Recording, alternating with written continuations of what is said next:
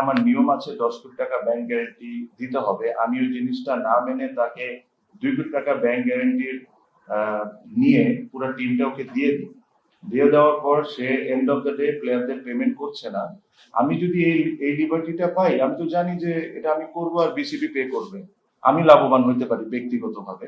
এই সিস্টেমটা বন্ধ হইতে হবে। এই সিস্টেমটা আমরা এই সিস্টেমটা খুব স্ট্রিক্টলি বন্ধ করবো। আমাকে আমাকে ধরতে হবে। আপনি যদি এরকম কোনো কিছু হয়, আমি যদি নিয়ম ভেঙে কোনো কিছু জায়গায় করি আর ওটার জন্য যদি প্লেয়ার্স আর বিসিবি সাফার করে, then I need to be accountable. এই জিনিসটা শুরু করতে হবে, নাহলে তো এটা তো ফ্রি মানি, আপনি আসবেন যাকে ইচ্ছা দিবেন, ও টাকা দেখ না দেখ বিসিবি তো পে করে দিচ্ছে। এই সিস্টেমটা আমাদের আনতে হবে। আর এটার সাথে যারা যারা জড়িত, খুব বেশি কষ্ট করা লাগবে না, আপনারা খোঁজ খবর নিলেই পাবেন যে কেন এই টিমগুলোকে টিম দেওয়া হলো যখন এই প্রসেসটা মেনটেন করা হয়নি।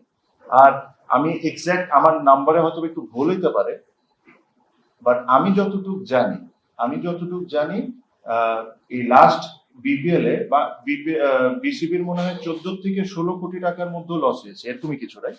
সবকিছু মিলে 14 থেকে 16 কোটি টাকা আমরা একটা টুর্নামেন্টে লস করছি।